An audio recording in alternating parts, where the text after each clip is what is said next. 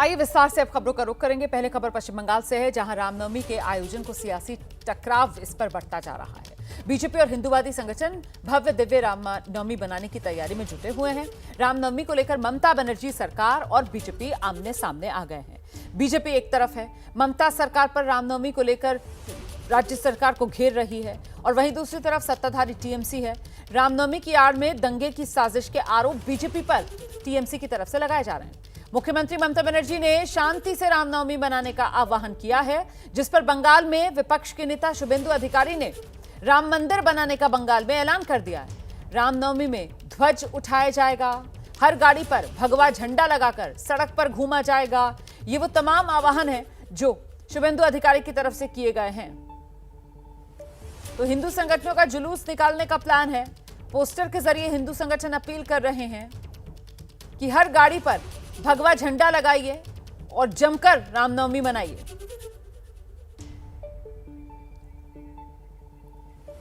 आप जानते हैं पश्चिम बंगाल में अगले साल चुनाव है, लेकिन तनाव रामनवमी को लेकर बढ़ रहा है। बीजेपी और हिंदूवादी संगठन किसी भी कीमत पर अब की बार पूरे बंगाल में भव्य दिव्य रामनवमी मनाने पर अड़ गए, और इसके बाद ममता बनर्जी ने रामनवमी की आड़ में बीजेपी दंगे कराना चाहती है राज्य में, यह आशंका जता दी है। রামনবমীতে মিছিল করে আমাদেরও অনেকে করেন, আমার কোনো আপত্তি নেই। আমরা চাই পিসফুলি হোক। স্বামী বিবেকানন্দও পড়ি, রামকৃষ্ণও পড়ি, এবং এখনো সেটাই পরিকল্পনা করে ঝুমলা পার্টি করছে। पश्चिम बंगाल में रामनवमी को लेकर नेता विपक्ष शुभेंदु अधिकारी ने हिंदुओं से 6 अप्रैल यानी रामनवमी वाले दिन अपना धर्म निभाने की अपील की है। फिर एक बार स्वामी विवेकानंद का धरती में जय श्री राम का गूंज अपने ताकत 6 अप्रैल को दिखाइए। ये हमारी हिंदू होने का नाते, not as a MLA, not as a BJP leader, not as a leader of opposition, एक हिंदू होने का नाते, एक बंगाल की पीड़ित हिंदू होने का नाते मेरा यही गुंजाइश है। आइए पश्चिम बंगाल का रुख करते हैं, सीधे आपको कोलकाता लेकर चलेंगे। हमारे साथ हमारे सहयोगी प्रकाश सिन्हा मौजूद हैं, और जरा प्रकाश से जानते हैं। प्रकाश, कुल मिलाकर त्योहार पर सियासी तकरार की तैयारी में नेता जुटे हुए नजर आ रहे हैं। देखिए, मैं आपको बता दूं कि रामनवमी देश भर में मनाया जाएगा, लेकिन जो गर्मी, जो विवाद और जिस तरह के राजनीतिक टकराव बंगाल में देखने को मिल रहे हैं, शायद देश में कहीं आपको देखने को नहीं मिलेगा। इस वक्त मैं बंगाल विधानसभा के बाहर खड़ा हूं, और यहां आप विधानसभा के बाहर एक झंडा देख सकते हैं, जय श्री राम बांग्ला में लिखा हुआ है, श्री राम की तस्वीर और पीछे राम मंदिर की तस्वीर। और सिर्फ विधानसभा के बाहर नहीं, आप देख सकते हैं पूरे रास्ते, जहां तक नज़र जाती है पूरे रास्ते कलकत्ता के अलग अलग जगहों पे इसी तरह के झंडे लगाए गए हैं। और आज नहीं, मैं आपको बता दूं, पिछले 10 दिन पहले हमने देखा, पहली बार पोस्टर वॉर शुरू हुआ, हिंदू हिंदू भाई भाई, ऐसे बैनर और पोस्टर लगाए गए। उसके बाद फिर से पोस्टर लगाया गया कि रामनवमी पालन कीजिए, यानी कि रामनवमी मनाइए। बीजेपी की तरफ से ये पोस्टर लगाया गया था, और रातों रात इस तरह के झंडे हम देख सकते हैं कोलकाता शहर भर में। बीजेपी का दावा है कि रामनवमी के दिन हिंदू सड़क पे उतरे, लगभग 1.5 करोड़ हिंदुओं को सड़क पे उतारने की तैयारी या आह्वान किया गया है। और विवाद इतना भी बड़ा है कि रामनवमी के जो जुलूस निकालने की योजना है, उसके लिए हाई कोर्ट का दरवाज़ा भी खटखटाना पड़ा, वहाँ से जाके परमिशन लेने की कोशिश की गई। हाई कोर्ट के कई दिशा निर्देश भी सामने आए हैं। तो कुल मिलाकर एक तरफ ममता बनर्जी शांतिपूर्ण तरीके से रामनवमी मनाने की बात कह रही है, दंगों की बात कह रही है कि बीजेपी इसकी आड़ में दंगे भी कर सकती है या दंगे करने की योजना बना सकती है। वहीं बीजेपी की तरफ से हर संभव कोशिश है कि इस बार रामनवमी के नाम पे या रामनवमी के बहाने हिंदुओं को एकजुट किया जा सके। मैं आपको बता दूं, 2026 में विधानसभा का चुनाव है, और विधानसभा चुनाव के पहले हर संभव कोशिश है बीजेपी की कि हिंदुओं को, जो हिंदू वोट बैंक है, उसको एक जगह एकजुट किया जा सके। तो पोस्टर वॉर जारी है, पिछले हम देख सकते हैं 15-20 दिन से इसी तरह का पोस्टर वॉर जारी है। कभी हिंदू हिंदू भाई भाई का पोस्टर लगाया जाता है, कभी पोस्टर लगता है कि रामनवमी का पालन कीजिए। आज हमने देखा जय श्री राम के बैनर जो है विधानसभा के बाहर इस तरह के बैनर, एक बार फिर से दिखा दूं, भगवा रंग का बैनर जय श्री राम और श्री राम की तस्वीर के साथ राम मंदिर की तस्वीर के बैनर लगाए गए हैं। कोलकाता के अलग अलग हिस्सों में इस तरह के ध्वज जो है बांट दिए गए हैं। तो कुल मिलाकर 2 दिन के बाद रामनवमी है जी। और बीजेपी और जितने भी हिंदू संगठन हैं, कोशिश यही है कि इस बार ज़्यादा से ज़्यादा हिंदुओं को एकजुट करके सड़क पे उतारा जाए, ताकि ये जो हिंदू वोट बैंक जी। है वो बीजेपी हिंदू वोट बैंक को एक जगह कर पाए। बहुत शुक्रिया आपका प्रकाश सिन्हा इस तमाम जानकारी के लिए। तो देखिए किस तरीके से त्योहार पर ये सियासी घमासान छिड़ता हुआ नजर आ रहा है। बंगाल में रामनवमी पर चल रही सियासत के बीच केंद्रीय मंत्री हैं, बंगाल बीजेपी के अध्यक्ष हैं सुकांत मजूमदार, ममता बनर्जी पर बड़ा हमला बोल दिया है। दावा कर रहे हैं कि हिंदू किसी की परमिशन का मोहताज नहीं है। सुनिए। जनता परमिशन की मोहताज नहीं है, हिंदू किसी भी परमिशन की मोहताज नहीं है। हिंदू रामनवमी सालों से मनाते आ रही है, इस बार भी मनाएगी। ममता बनर्जी की हिम्मत नहीं है, उनकी औकात नहीं है कि वो बंद करे। वहीं पश्चिम बंगाल में विश्व हिंदू परिषद ने आरोप लगा दिया कि पश्चिम बंगाल सरकार रामनवमी पर शोभा यात्रा नहीं निकालने देना चाहती। ऐसे में हाईकोर्ट का दरवाजा खटखटाना पड़ा है। मुख्यमंत्री हैं, उनको श्री राम के मंत्र से ही उनको बड़ी एलर्जी है। जैसे श्री राम का कोई नाम आता है, कोई कार्यक्रम होता है, तो पश्चिम बंगाल की सरकार हिंदुओं को, विशेषकर सनातनियों को, उनके कार्यक्रम में बाधा डालने का इनका एक प्रक्रिया बन गया है। प्रत्येक धार्मिक कार्य के लिए, विशेषकर विश्व हिंदू परिषद के लिए, हमें हाईकोर्ट जाना पड़ता है प्रत्येक बार। एक यात्रा नहीं है, भगवान का जन्मोत्सव पूरे भारतवर्ष में, पूरे विश्व में जहाँ जहाँ हिंदू रहते हैं मनाते हैं, लेकिन पश्चिम बंगाल के हिंदुओं की स्थिति हो गई है कि रामनवमी के पालन के लिए हमको हाईकोर्ट जाना पड़ रहा है।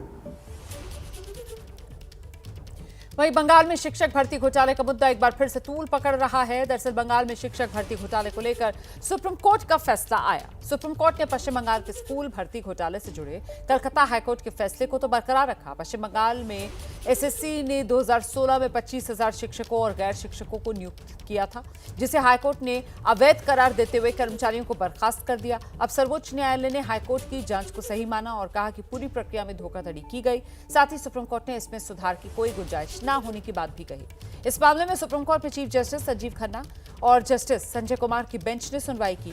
ये सुनवाई सुप्रीम कोर्ट में हाईकोर्ट के फैसले के खिलाफ दायर याचिका को लेकर की गई। इस मामले को लेकर बंगाल के कई इलाकों में प्रदर्शन भी हुआ। वहीं ममता बनर्जी की सरकार अब बीजेपी के निशाने पर है।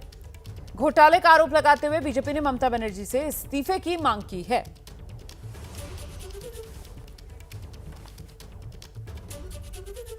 वहीं इस फैसले को लेकर ममता बनर्जी हमलावर। उनका कहना है कि बंगाल के युवाओं को वंचित रखने की साजिश है और साथ ही उन्होंने कल प्रेस कॉन्फ्रेंस कर एनडीए शासित राज्यों में घोटालों का आरोप लगाया। सवाल पूछा, आखिर व्यापम घोटाले में कोई कार्रवाई क्यों नहीं की गई? But what about Vyapam, where so many people are being murdered, who went to inquiry, who went for investigation? What about UP? What about Bihar? What about Rajasthan? What about Madhya Pradesh? Only Bengal is being targeted politically to demolish the education system, to demolish the democratic system, and to deprive our boys, our girls. SC is there, ST is there, OBC is there, general caste is there, minorities are there. Can they deprive all these people? वहीं BJP नेता सांसद संबित पात्रा ने ममता सरकार पर निशाना साधा। संबित पात्रा ने भर्ती घोटाले को लेकर सवाल उठाए, ममता बनर्जी से इस्तीफा मांग लिया। बंगाल की परिस्थिति, बंगाल का भ्रष्टाचार, बंगाल में दीदी की दादागिरी, यह आज पूरे भारतवर्ष में ही नहीं विश्व में लोग देख रहे हैं। अभी ऑक्सफोर्ड में जाके ममता बनर्जी ने कहा कि मैं टाइग्रेस हूं। कोई टाइग्रेस कभी भ्रष्टाचार में लिप्त नहीं होता, मगर बड़े दुख के साथ कहना पड़ रहा है कि ममता बनर्जी एवं उनकी सरकार ने बंगाल में जिस प्रकार से भ्रष्टाचार को अनलीश किया है, भ्रष्टाचार को खुलेआम छोड़ रखा है, आज उसका गाज लाखों लोगों के ऊपर पड़ा है। वहीं बंगाल विधानसभा में नेता विपक्ष शुभेंदु अधिकारी ने ममता बनर्जी के साथ साथ उनके भतीजे अभिषेक बनर्जी पर भी घोटाले का आरोप लगाया और साथ ही 26,000 युवाओं के बेरोजगार होने को लेकर ममता बनर्जी पर निशाना साधा है। ममता बनर्जी ने डिवीजन बेंच सुप्रीम कोर्ट करके आज फाइनली 26,000 का नौकरी खो दिया। इसके लिए पूरे के पूरा जिम्मेदार बंगाल सरकार है और ममता बनर्जी का चेयरमैनशिप में 2022 5th में एडिशनल पोस्ट क्रिएशन करने के लिए कैबिनेट के मीटिंग हुआ था। सीधा सीधा आपका इसके लिए जिम्मेदार ममता बनर्जी की सरकार है और ज्यादा से ज्यादा जो नौकरी सेल हुआ उसमें भतीजा का इन्वॉल्वमेंट है। उनकी भतीजा और उनकी जो टीम कॉकस ये नौकरी बेचने का काम किया। हम आगे बढ़ रहे हैं। एक और बड़ी खबर आपको बता दूं, अमेरिकी टैरिफ को लेकर एक कमेटी बनाई जाएगी। टैरिफ के प्रभाव को कम करने के लिए ये कमेटी अपने विचार देगी। इस कमेटी में 4 कैबिनेट मंत्री शामिल किए जाएंगे। ये बड़ी खबर है। कमेटी का नेतृत्व जो है वो वाणिज्य मंत्रालय करेगा। आप जानते हैं अमेरिका ने भारत पर 26% रेसिप्रोकल टैक्स लगाया है।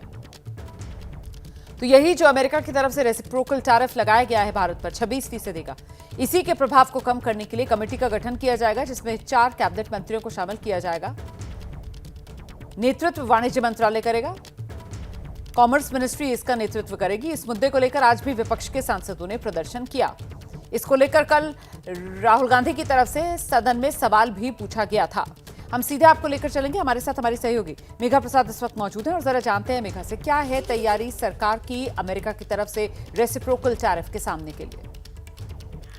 देखिए, अभी जो खबर आ रही है बाहर निकलकर उसके हिसाब से यही समझ में आ रहा है कि एक कमेटी सरकार ने अब डिसाइड कर ली है जो बनाई जाएगी। उस कमेटी में 4 सीनियर कैबिनेट मंत्री होंगे। ऑफ कोर्स इसकी अगुवाई जो लीडरशिप होगी इस कमेटी की वो कॉमर्स मिनिस्ट्री के पास रहेगी, क्योंकि ये ट्रेड का मामला है, टैरिफ का मामला है। मैं आपको याद दिलाऊं, कल सुबह प्रधानमंत्री के ऑफिस में एक बहुत ही इम्पोर्टेंट मीटिंग हुई थी, जिसमें ये सारे स्टेक होल्डर्स थे, अलग अलग विभाग से, अलग अलग मंत्रालय से, फाइनेंस मिनिस्ट्री से, कॉमर्स मिनिस्ट्री से, सब काफी ब्यूरोक्रेट्स भी थे। इन सब के बीच में चर्चा हुई। उसके बाद ये डिसीजन हुआ है कि कमेटी बननी है, कमेटी बनेगी।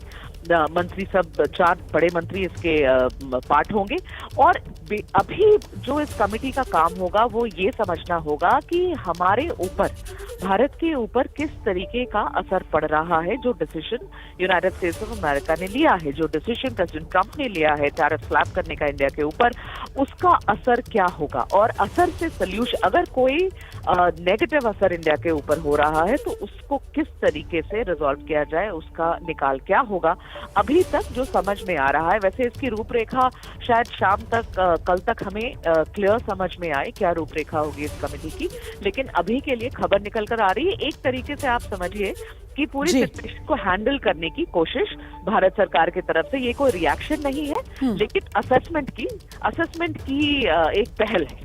बहुत शुक्रिया मेघा आपका इस तमाम जानकारी के लिए। तो एक तरीके से ये तैयारी जो भारत सरकार की तरफ से की गई है, और आप जानते हैं कि अमेरिका की तरफ से जो रेसिप्रोकल टैक्स है ये जो लगाया गया है भारत पर 26% का, ये 9 अप्रैल से लागू होना है। इस बीच में अगली खबर का रुख कर रही हूँ। प्रधानमंत्री नरेंद्र मोदी आप जानते हैं थाईलैंड के दौरे पर हैं। आज प्रधानमंत्री नरेंद्र मोदी बिम्स्टेक समिट में शामिल हुए हैं और इसके साथ ही पीएम मोदी ने बांग्लादेश के अंतरिम सरकार के मुख्य सलाहकार मोहम्मद यूनुस से मुलाकात की है। उस बैठक की तस्वीरें भी आपके सामने हैं। दोनों नेताओं के बीच करीब 40 मिनट तक ये बैठक चली है। सीधे रुक करते हैं। हमारे साथ हमारे सहयोगी विशाल पांडे इस वक्त मौजूद है। जरा जानते हैं विशाल पांडे से क्या जानकारी सूत्रों के हवाले से मिल रही है। विशाल, 40 मिनट की मुलाकात कितनी महत्वपूर्ण रही?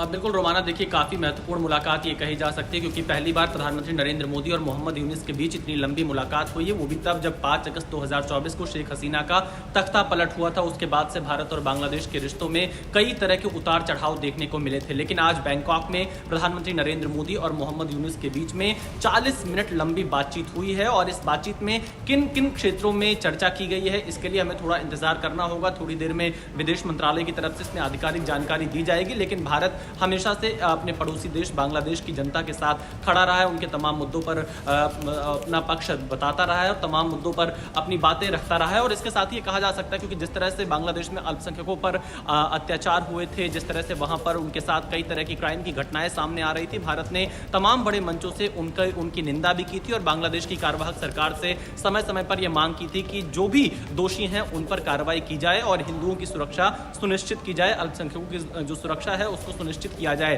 तो जाहिर तौर पर इस मुलाकात में इस मुद्दे पर एक बार फिर से बातचीत हुई होगी, लेकिन हमें अभी आधिकारिक बयान का इंतजार करना होगा। पर यह जरूर कहा जा सकता है कि जो रिश्ते भारत और बांग्लादेश के बहुत पहले से रहे हैं, उन रिश्तों के बीच में जो थोड़ा उतार चढ़ाव देखने को मिला था 2024 से तख्ता पलट के बाद से, अब कहीं ना कहीं जब बातचीत हुई है तो वो एक बार फिर से पटरी पर आता हुआ दिखाई जरूर देगा। और मोहम्मद यूनुस के साथ 40 मिनट की बातचीत हुई है। इसके अलावा ये कहा जा सकता है कि मोहम्मद यूनुस ने हाल फिलहाल में जो बयान दिए थे खासतौर पर उत्तर पूर्व के राज्यों को लेकर, उस पर भी बांग्लादेश के विदेश मंत्रालय की सफाई सामने आई थी, जिसमें कहा था कि उनके बयान को गलत तरीके से मीडिया ने पेश किया। तो कुल मिलाकर देखा जाए तो आज की मुलाकात भारत और बांग्लादेश के रिश्तों के बीच में एक अहम पड़ाव साबित हो सकती है।